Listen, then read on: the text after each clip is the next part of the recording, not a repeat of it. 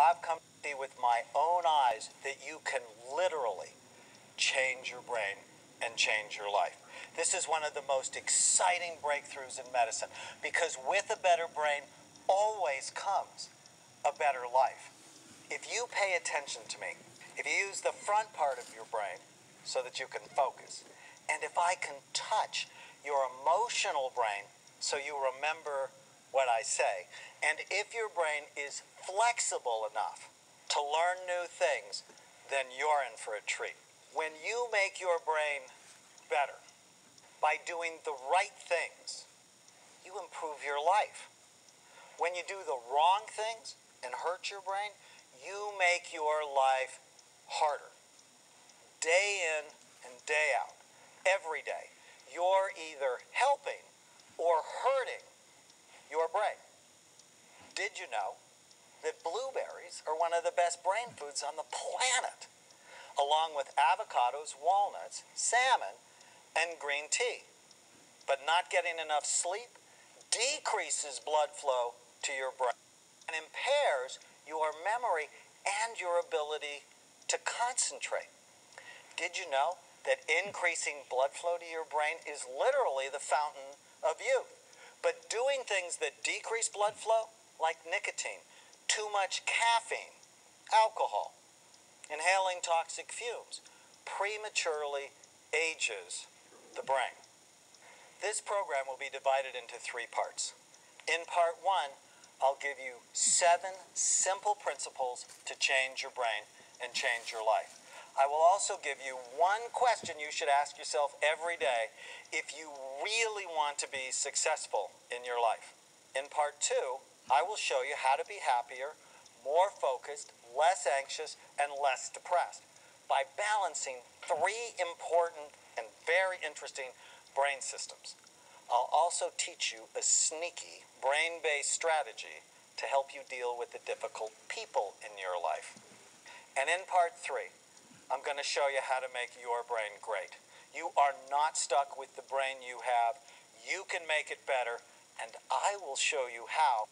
This program will also give you a completely new paradigm about why people struggle, along with new insights into healing the brain.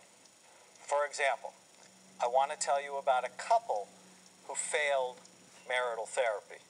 That's right, their therapist gave them an F. Now, how do you get an F in marital therapy? Well, after spending 3 years and $25,000, the therapist told them to get divorced. Well, this made the couple very upset because they wanted to be married. On the television, you see 2 brain SPECT scans. These are the scans that we do in our clinics. They're called functional scans because they show how the brain works, how the brain functions. What they measure is blood flow and activity patterns in the brain. Now, the scan on the left is a healthy scan, and what you see is full, even, symmetrical activity. Now, the image on the right is the husband's scan, and that Swiss cheese appearance indicates overall severely low activity in his brain. Now, this is the pattern that we often see with drug and alcohol abusers.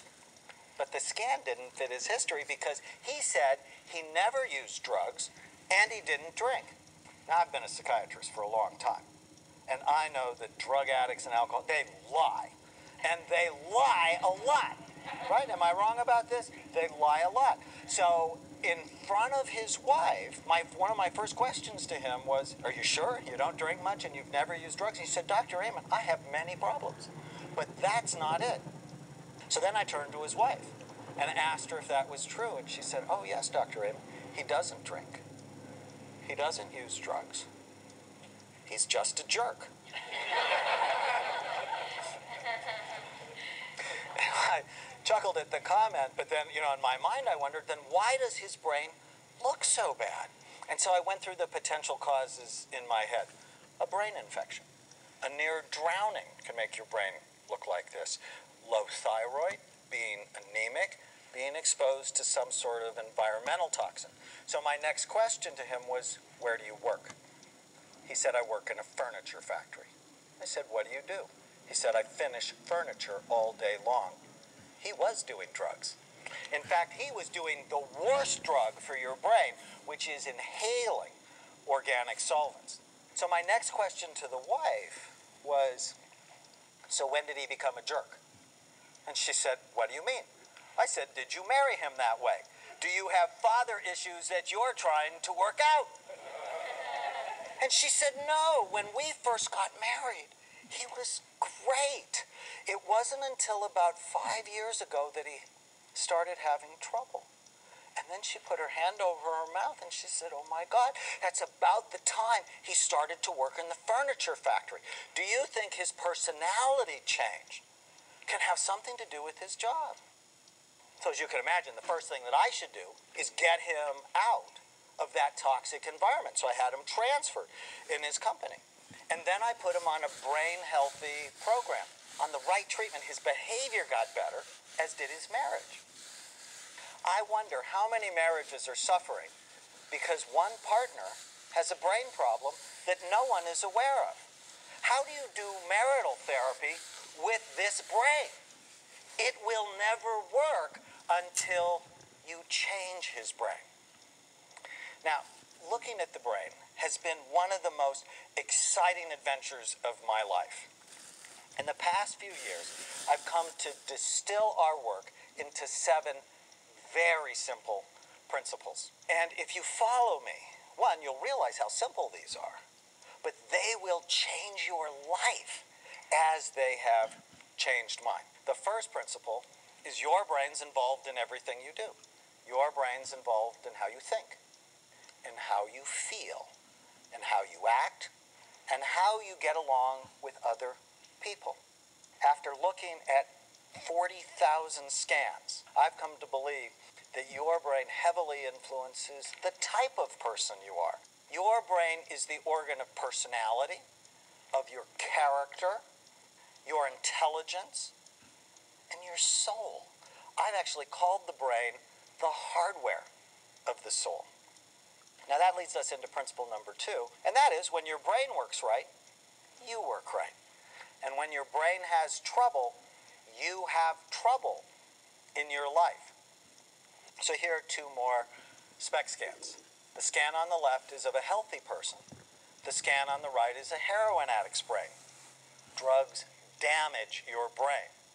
Do you think the heroin addict has any possibility of living up to his potential? I don't think so. The hardware of his brain is definitely not working right. When your brain is healthy, you tend to be focused, happy, relaxed, loving, effective. When your brain is unhealthy, for whatever reason, you tend to get distracted easily, you're sad, anxious, angry, not as effective. And that brings us to the next principle. Fascinating principle. And did you know your brain is the most complicated organ in the universe? There is nothing as complex as the human brain. Nothing. It's estimated that we have 100 billion nerve cells and more connections in our brain than there are stars in the universe. Information in your brain travels at about 268 miles per hour. Unless, of course, you're drunk. And then things really slow down. If you don't take care of your brain, on average, you lose 85,000 brain cells a day. That's about a brain cell a second. That is what causes aging. Now, with appropriate forethought, you can reverse that trend and dramatically slow the aging process. Now, that's a big promise. But if you pay attention to me, we're going to talk exactly how to do that. Now, the next principle, principle number 4, is absolutely critical. But virtually no one knows it. Or at least for sure we don't act in our society as if we know it. And that is your brain is very soft. And it's housed in a really hard skull. Your brain is the consistency of soft butter. Tofu. Custard, somewhere between egg whites and Jell-O. And it's housed in a really hard skull that has many sharp, bony ridges. Brain injuries matter. They damage the brain and they can ruin your life. We need to do a much better job at taking care of our brains. The next principle is many things can hurt your brain. And many things can help your brain. So let's talk about that, because you want to know what it is. So what are the things that can hurt your brain? Well, we've already talked about a couple of them. Drugs, very bad for brain function. Toxic fumes, head injuries. Alcohol is not a health food. Now, I know many of you are out there and you're like going, gotta have my glass of red wine a day. Doctor says I have to do it. This is good for me. No. The research really says 1 or 2 glasses a week can be helpful for you because a little tiny bit of alcohol tends to balance cholesterol levels. People who drink every day have a smaller brain. And I would just suggest to you that when it comes to the brain, size matters. You don't want a smaller brain, and alcohol is directly toxic to brain function. Lack of exercise. If you don't exercise on a regular basis, that's decreasing blood flow. It's very bad. You'll notice we're going to talk a lot about exercise. Not getting good sleep. People who get less than 6 hours of sleep at night have lower overall blood flow to their brain, and with that comes all sorts of problems. Chronic stress. I mean, we're living in this fast-paced society, often under a lot of stress. And if you don't have a stress management technique, this is prematurely aging your brain. Smoking. Smoking is a disaster for brain function. Now, can you tell the skin of a smoker? How? Dry. Wrinkled. Doesn't look healthy. Why? Because smoking constricts blood flow to your skin. It does exactly the same thing to your brain and prematurely ages it. And did you know too much caffeine can do the same things? Now, I already know some of you are going, okay, doc, how much can I have? And I have to tell you, 1 or 2 cups a day, it's not that bad for your brain. More than that, it's a nightmare for brain function because it constricts blood flow. It also dehydrates you. And it fools you into thinking you don't need to sleep. That's why as soon as you wake up, gotta have my cup of coffee in the morning, right? It's not good for you. You can do without it. Negative thinking is terrible for brain function. Isn't that interesting? That if you focus on what you hate about in your life, your emotional brain fires up, but your thoughtful brain gets colder. So you become unhappy and you make bad decisions. So how you think moment by moment determines in part how your brain works. Okay, now these are things that hurt your brain. Let's talk about some things that help your brain.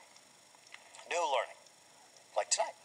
Whenever you learn something new, your brain makes a new connection. When you stop learning, your brain actually starts to disconnect itself.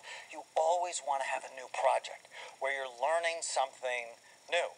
A healthy diet. You are what you eat. We're going to spend a lot of time in the last segment talking about brain healthy foods.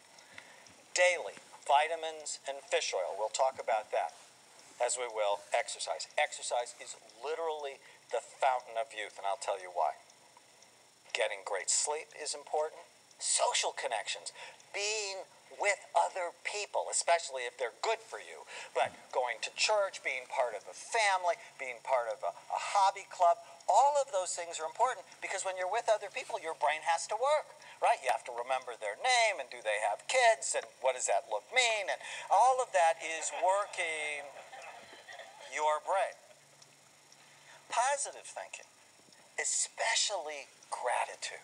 When you focus on what you love about your life, your brain works better. The emotional brain sort of settles down, the thoughtful brain goes up. You're actually more coordinated when you focus on what you love about your life. So very simple exercise that you can take home. And they've actually found this to decrease depression in people who have clinical depression is just write out every day 5 things I'm grateful for today. 5 things I'm grateful for today. It can be your health, your family, your job, whatever it is. It can be your dog, whatever it is. Focus on it because when you bring your attention to gratitude, you feel so much better. Interestingly, meditation is also amazing for brain function, and meditation fooled us. Those of us that are brain imaging doctors thought what meditation would do would be calm down the brain. It absolutely doesn't do that. What meditation does is it activates the most thoughtful part of your brain so that you make better decisions, so that you feel happier, so that you're actually more intelligent. And did you know that making love is good for your brain? Regular sexual activity has been shown to be associated with decreased depression, so it helps your mood, it helps your memory, it helps in pain relief, so when she says, "Honey, not tonight, I have a headache," you can say, "Well, did you know there are 2 studies with migraine headache sufferers that say having an orgasm decreases pain frequency by 50%. I'm just here to help." And there's a study from England that says 3 times a week. 3 times a week is associated with decreased risk of heart attack and stroke by 50%. We have no medicine that can do that. Right? So many things can hurt your brain. Many things can help your brain. This next principle is really important, and that is one size does not fit everyone. Most psychiatric problems like ADD, anxiety, or depression, they're not single or simple disorders. Giving someone the diagnosis of depression is exactly like giving them the diagnosis of chest pain. Now, why don't doctors give people the diagnosis of chest pain? Because it's a symptom. There are too many causes. The same thing is true for depression. It's a symptom with many different causes. Chronic stress, relationship problems, financial losses, head injuries, drug abuse, low thyroid, chemical imbalances, even grief. Our research at the Amen clinics has shown that it is at least 7 different things. And giving everyone the same treatment for the symptom invites disaster. In the next segment, I'm going to tell you about a revolutionary brain-based approach that helps us heal problems like depression or ADD. We do it more quickly and often with natural treatments because we understand what part of the brain that we're dealing with. Now, the last principle, the most exciting thing that I'm going to tell you, is that you can change your brain and change your life. Your brain can change. On the television, you see 2 SPECT scans. This is a patient that came to see me because he had temper problems. The image on the left shows low overall activity. The image on the right, just after a couple of months of treatment, looks so much better. And as his brain got better, so did everything in his life. How exciting is that? You literally can make your brain better. You're not stuck with the brain you have, even if it's troubled. Now here's an image of a healthy brain. So this is from our very rare group of healthy people. You know, it took us almost 3,000 people screening to find about 90 healthy brains. So if your brain is struggling, well, welcome to normal. Okay, normal is not healthy. Okay, this is an 82-year-old brain, drop dead gorgeous, and it fit her life. Still very active, in church, with her family, married in a good marriage for 57 years. This is what a healthy brain looks like. Compare it to someone who had a stroke. Strokes are a disaster for brain function. This is why you shouldn't smoke. Did you know that smoking is the #1 cause of strokes? This is what Alzheimer's disease looks like. Alzheimer's disease ravages brain function. The real reason not to use drugs? They damage your brain. And if they damage your brain, they damage your life. So here's, for my own patients, this is a cocaine brain, a methamphetamine brain, an alcoholic brain, and a heroin brain. The one question you always want to ask yourself if you want to be successful is, which brain do you want? Is your behavior day in and day out every day helping or hurting your brain? You want to ask yourself that question every day. Now when we come back, I'm going to show you how to be happier, more focused, less anxious, and less depressed by balancing these very interesting 3 systems in your brain: I'm also going to show you this very sneaky way to deal with difficult people in your life. Stay tuned.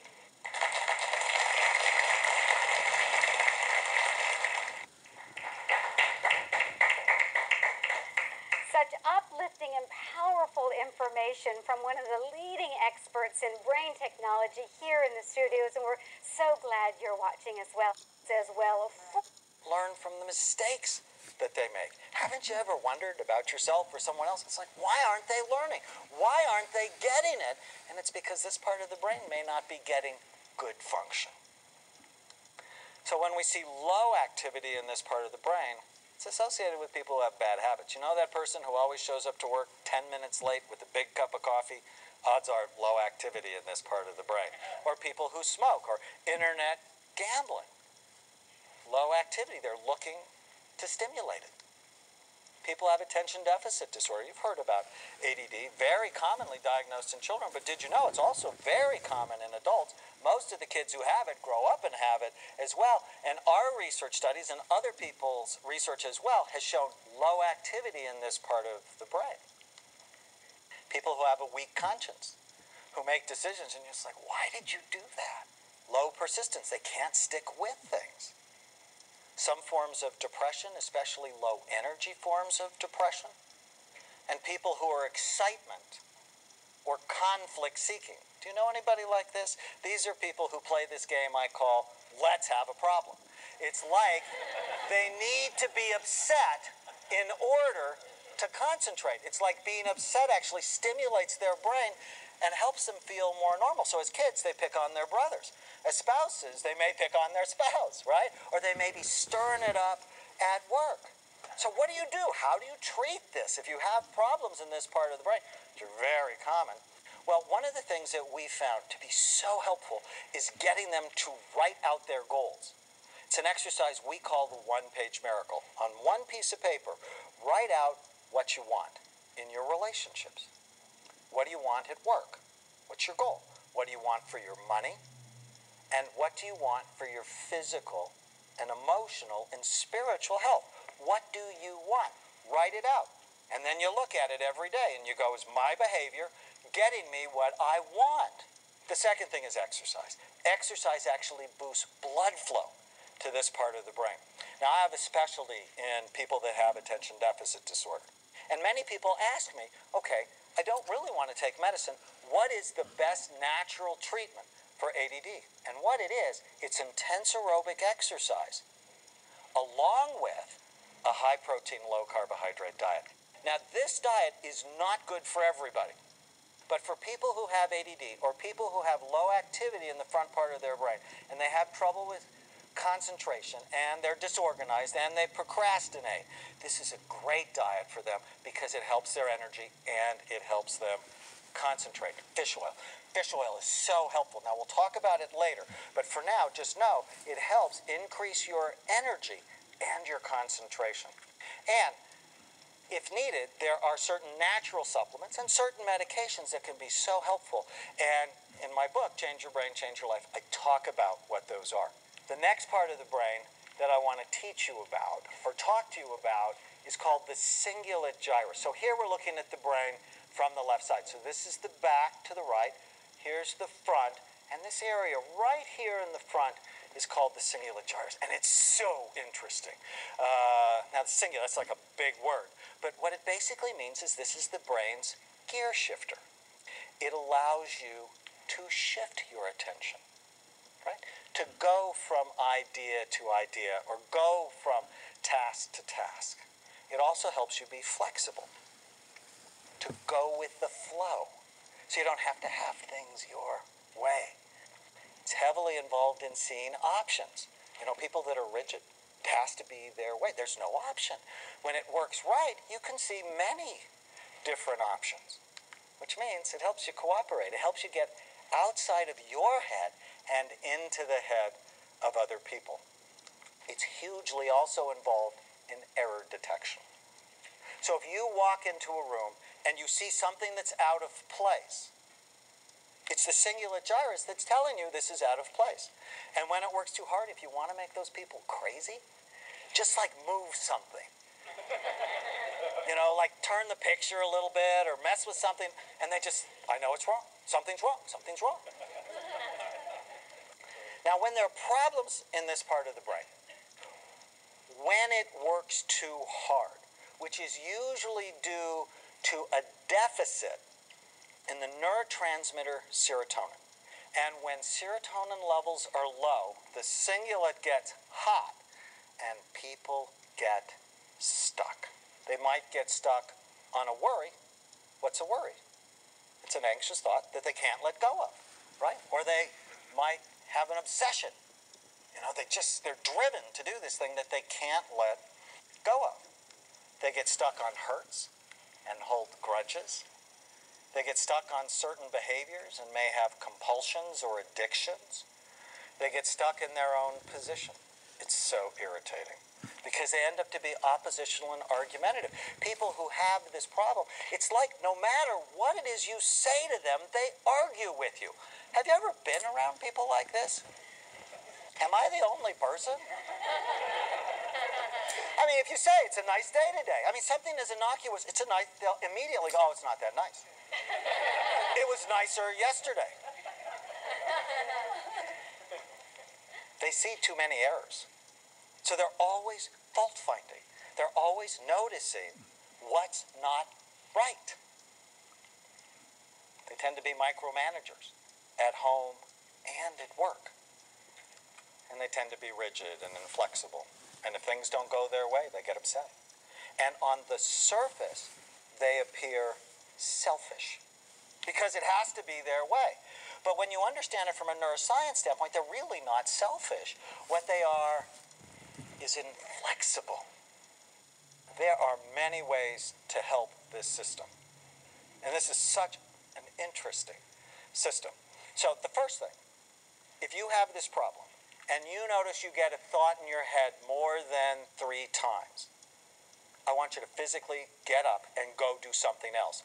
The act of distracting yourself helps to get these thoughts out of your head. People who have a high cingulate do better with options. So if you're married to a person like this, never go, okay, we're going to dinner here. Even if here is their very favorite restaurant. Don't do that. It's always better to go, you know, we could go here, or we could go here. What would you like? And if you give them options, they do so much better. Reverse psychology. Now, reverse psychology does not work for everybody, but it really works with these people. So if you are living with a difficult cingulate person, a sneaky strategy that works is to ask them to do the opposite of what you want them to do. It's sort of like living with a 2-year-old. And if you wanted a kiss from a 2-year-old, you would never say, give me a kiss. Because as soon as you said, give me a kiss, I don't want to. If you really want a kiss, what you say is, I don't want a kiss. Today, we're not kissing. No way, we're not kissing. And within 30 seconds, they have to give you a kiss or they're going to die. Living with a singular person is sort of the same thing. And exercise. Exercise is amazing for this part of the brain because what exercise does is it boosts serotonin levels to the brain and it makes people more flexible. So if you're in a fight with a cingulate person, the best thing you can do is take them for a long walk. Now, for the first 15 minutes, don't talk about anything that's sensitive. After about 15 minutes, what you'll notice is they're just so much easier to get along with and they are more likely to see your point. Now, if you give these people a high-protein, low-carbohydrate diet, they will concentrate better on the things that bother them. They get more irritable. The best diet for cingulate people is a higher carbohydrate, lower protein diet because things like bread and pasta are mood foods for them. Now, if needed, there are also certain natural supplements like 5-HTP or medications that help balance this part of the brain. I talk about them in the book. But what I want to do is I want to tell you about a story of a man who came up to see me at one of my lectures, and he said, Dr. Amen, he said, I'm so grateful for all the things that you taught me. It's really changed the way I live my life, especially my marriage. He said, I'm married to a woman who has the cingulate from hell. No matter what I say, she says the opposite. It's so frustrating. For years, I just thought she didn't love me. And now I know it has to do with how her brain works. So if I used to ask her to go to the store, she would always get mad at me. It's like, I can't do that. Can't you see how busy I am? And so I stopped asking her to do anything with me. But now, after I've listened to you, what I realize is I have to ask things in the opposite. So if I want her to go to the store with me, I say, sweetheart, I'm going to go to the store. You probably don't want to go with me. What do you mean I don't want to go with you? Of course I want to go with you. We hardly spend any time. What is the matter with you? He said, I'm just so grateful, but I'm still having one problem that I hope you can help me with. I said, what's that? He said, it's the sex thing. I said, what do you mean? He said, well, it doesn't sound right to say, I'm going to go have sex. You probably don't want to come with me.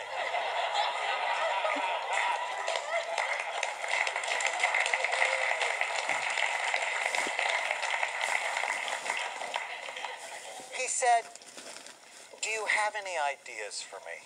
And I have to tell you, I love that question because it tells us, it shows us how practical brain science can be. And so I said, okay, do this. Take her out for a pasta dinner, right? Simple carbohydrates boost serotonin levels to the brain. Next, take her for a long walk around the lake where they lived. Exercise boosts serotonin levels to the brain.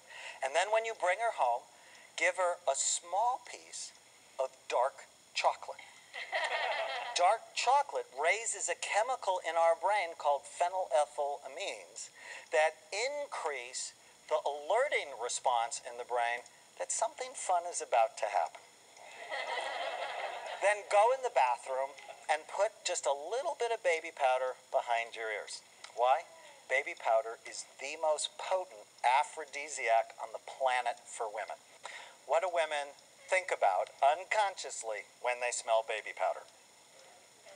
Babies, freshly diapered, cute little babies, and then they want one. And then when you come out of the bathroom, rub her shoulders and never ask for anything directly. About 3 weeks later in my email box, I got one email with 1,000 thank you phrases.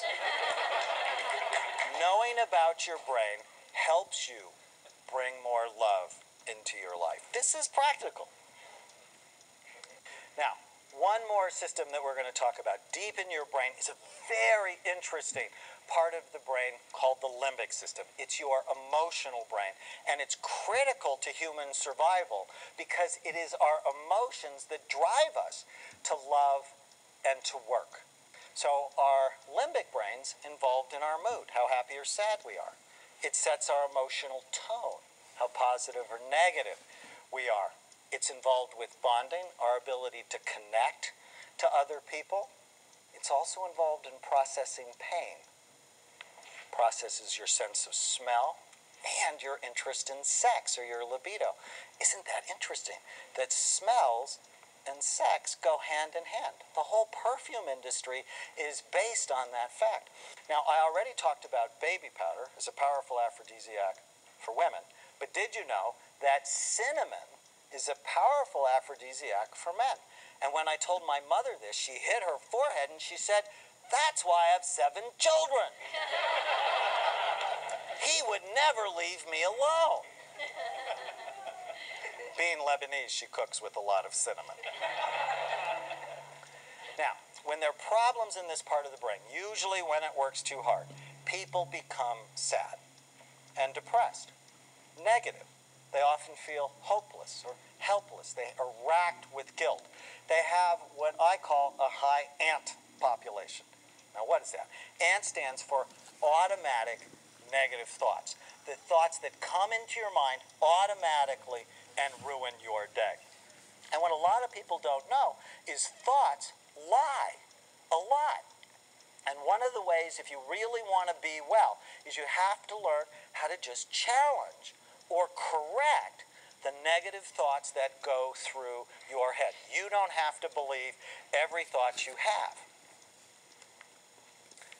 People who have problems in this part of the brain tend to isolate themselves. It's not good. They're less interested in things that are usually fun, including sex. And they have a lot of pain. And it's so interesting that people with pain syndromes often have depression, and treating their depression often helps their pain. One of the great supplements that I often recommend, it's called SAMe, works not only for depression, but also for pain. Isn't that interesting? So how do you help this part of the brain? All right, I know I'm stuck on this, but exercise is truly amazing. There was a head-to-head study recently comparing Zoloft, one of our great antidepressants, it's a really good antidepressant, with exercise. At the end of 12 weeks, they were equally effective. That's pretty cool. At the end of 10 months, exercise blew the socks off of Zoloft. Now think with me for a minute. At the end of 12 weeks of taking an antidepressant, okay, if it works, you're less depressed. But also 60 to 80% of people now have sexual side effects, right? I mean, these medicines have side effects. At the end of 12 weeks, you're less depressed. And you have a better body. So you're actually feeling a little more sexual. Exercise is critical, at least 4 times a week if you're depressed. And you're like, oh, I can't do that. But the more you do it, the more you can do it. Fish oil is amazing for this group. Why? Because fish oil has in it something called omega-3 fatty acids, found to be low in depression and low in people who try to kill themselves. Taking fish oil in a number of studies has been found to help balance out your mood. And people who live in the countries that eat the most fish have the lowest incidence of depression. Isn't that interesting? And you want to get rid of the automatic negative thoughts. You don't have to believe every thought that you have. And so in my office, I actually collect anteaters, right? Just to remind myself, you know, if I'm feeling sad, if I'm feeling mad, if I'm feeling nervous, I write it out. And then I talk back to it, right? You don't have to believe every thought you have. How many of you were good at talking back to your parents when you were teenagers? I was excellent. But you need to be good at talking back to those crazy, silly, distorted thoughts that are going through your head. And one that's just so simple. You get a thought in your head, you just ask yourself, is it true? Can I absolutely know that this is true? And so often, when you're feeling bad, your thoughts are lying to you a lot. Now, if needed, there are natural supplements or medications that can be helpful, which I talk about in the book. Now, in this segment, you can see my approach is really different. Knowing the part of your brain that needs help is a shortcut to getting well in the fastest, most efficient way possible. When I come back, I'm going to show you how to make your brain great. You are not stuck with the brain you have. You can make it better, and I'm going to show you how. See you in a minute.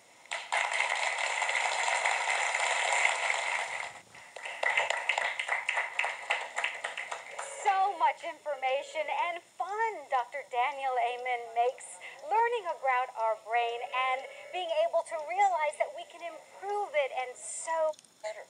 And you have With our wonderful group. So that if somebody calls you a fathead, say thank you. So, you need healthy fat in your diet, especially omega-3 fatty acids, because all the 100 billion brain cells that you have, their cell lining is made up of long-chain fatty acids. And you get them through fish, such as salmon and tuna, avocados, and walnuts. And water is also critical to your brain. Remember, the brain is 80% water. Anything that dehydrates you is bad for it. And you want to make sure that you're drinking plenty of water throughout the day. So what are some brain healthy foods? I put together a list for you of 12 of my favorite. And the first one's avocados. Why? Because of the omega-3 fatty acids. But this does not mean you can have a ton of guacamole. Because avocados also are fairly calorie dense. right? And obesity doubles your risk for Alzheimer's disease. Obesity is bad for you. Okay, but a little bit of avocado is great for you, as are blueberries. In fact, I call these brain berries because they're loaded with antioxidants and they have fiber. Broccoli, because it has folate, very important vitamin for your brain. Green tea. Now, decaffeinated green tea is better, but green tea is amazing because in it, it has a substance called theanine. And theanine helps you relax and helps you concentrate at the same time. So it's sort of like the perfect supplement. And people that drink green tea on a regular basis have a lower incidence of Alzheimer's disease. Oatmeal, because it helps balance your blood sugar. Oranges for vitamin C. Red bell peppers. Did you know red bell peppers have 3 times the level of vitamin C as green bell peppers? Salmon for omega-3 fatty acids and great protein. Spinach for the B vitamins and helps balance your system. Tuna, turkey, and walnuts. Did you know that walnuts have 3 times the level of omega-3 fatty acids as almonds? But this does not mean double fudge chocolate chip cookies with walnuts. I tell my patients, eat from the rainbow. What that means is put foods in your diet that have many different colors, because that naturally increases the amount of antioxidants in your body to help keep your body and your brain young. But eating from the rainbow does not mean Skittles. I also recommend to my patients that they take 100% multiple vitamin every day. Why? We don't have balanced diets. We have fast food diets. According to the American Medical Association, people should take multiple vitamins every day to help prevent chronic illnesses like cancer, heart disease, and dementia. Almost 80% of us do not eat at least 5 servings of fruits and vegetables a day. You know, that's the recommended dose. Likewise, I believe all of us should take a fish oil supplement every day. Why? One of the main ingredients in fish oil, as I've said, is omega-3 fatty acids, found to be low in depression, low in dementia, low in people who have attention deficit disorder, and low in people who try to kill themselves. Taking fish oil on a regular basis every day has been found to be good for your heart, good for your skin, good for your eyes, good for your joints, good for your hair. Obviously, I started late. And good for your brain. I think all of us, as a baseline, should take between 1 to 2 grams a day of high-quality fish oil. Of course, you should talk to your doctor. And if you're a vegetarian and you don't want to take fish oil, you can take flaxseed oil. Now, the next thing to do is work your brain. Why? Because new learning is essential to keeping your brain young. Whenever you learn something new, your brain actually makes a physical new connection. When you stop learning, your brain actually starts to disconnect itself. Now, for this strategy to be effective, you need to learn things that are new and different for you. So, for example, if you're a gourmet chef and you learn a new recipe, well, that's not good for you. Why? Because you already know how to cook.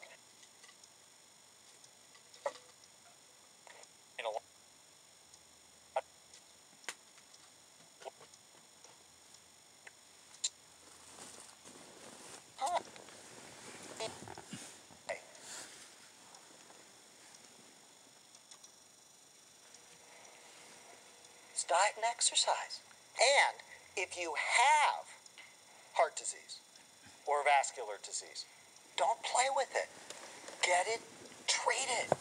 Because when these things run away from you, you are so much more likely to be demented. If you exercise less than twice a week, you now have a higher risk for Alzheimer's disease. So how do you decrease that risk? Exercise more. If you drop out of school, or if you're in jobs that do not require lifelong learning, you have a higher risk. So how do you decrease that risk? Regular, lifelong learning. Always be enrolled in some sort of educational activity. If you have diabetes, that increases your risk. So how do you decrease the risk of diabetes? Diet and exercise.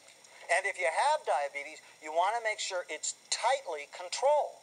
Otherwise, it's a blood vessel disease and it causes disease in your brain. Smoking. Smoking's a nightmare for brain function. Now, interestingly, the early studies on smoking and Alzheimer's disease said smoking protected you from Alzheimer's disease.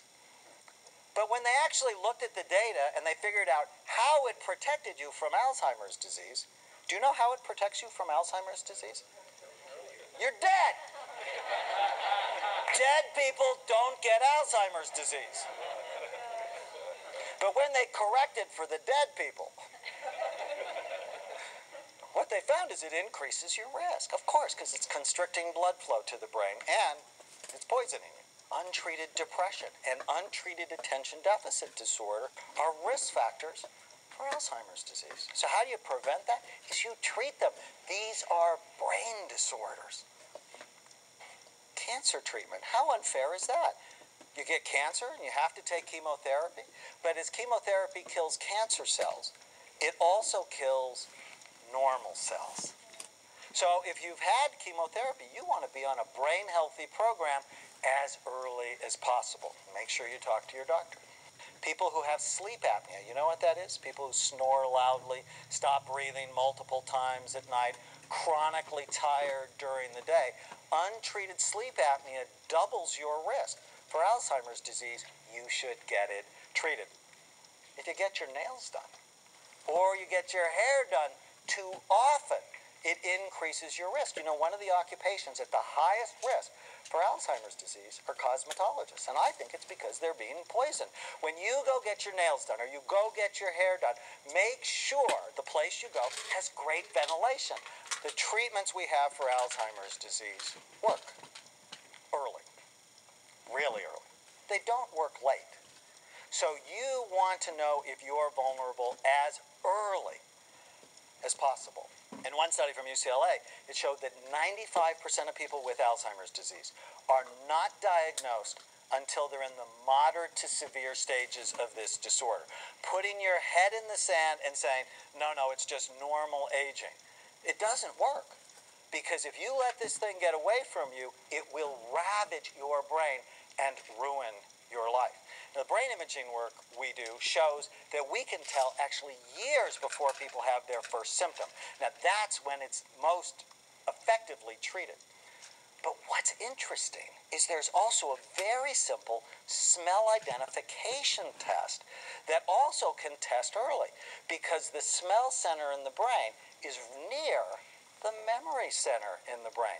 So if you have trouble with certain scents, like strawberry, pineapple, lemon, or natural gas, then you are at higher risk. So these are easy to test for on a yearly basis. Although I looked at the natural gas one and I went, if you have trouble smelling natural gas, you're probably not going to have Alzheimer's disease because you're going to be dead in the explosion.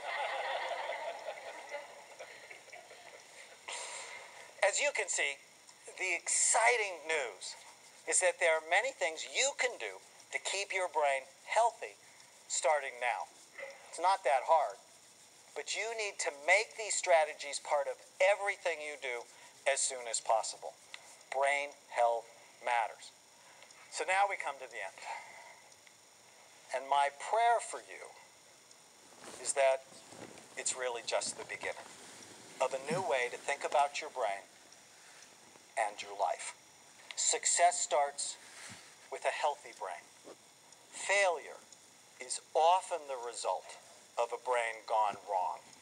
The good news is no matter how bad you've been to your brain, it is really never too late to change your brain and change your life. May God bless you. I'm Dr. Daniel Amen.